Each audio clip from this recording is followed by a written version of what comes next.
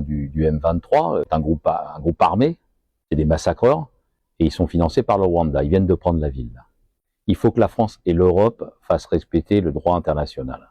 Je vous explique officiellement que ce sera un conflit entre l'armée congolaise et des groupes armés.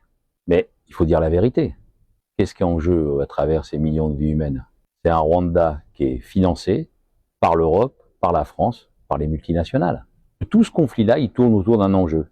Le coltan, le cobalt et l'or. Coltan et le cobalt, c'est dans notre quotidien. Hein. Nos téléphones, c'est nos voitures, nos ordinateurs qui sont tachés de sang. Voilà l'enjeu de cette guerre-là. Et moi, je pense que la France ne joue pas son rôle. L'Europe non plus.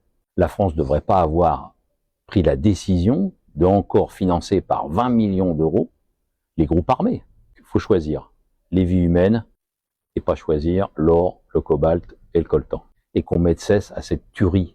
On n'en parle pas, c'est un conflit qui n'est pas connu, mais il y a 10 millions de morts maintenant.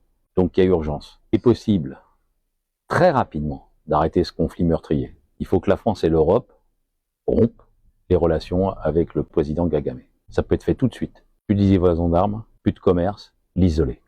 Et ça mettra un terme à la guerre. Et je pense que vraiment les vies humaines, dans cette partie du monde, comme dans l'ensemble, sur l'ensemble de la planète, elles valent quand même un peu plus qu'une affaire de pillage de minerais, qui sont l'unique, en tout cas la principale cause de ce conflit-là.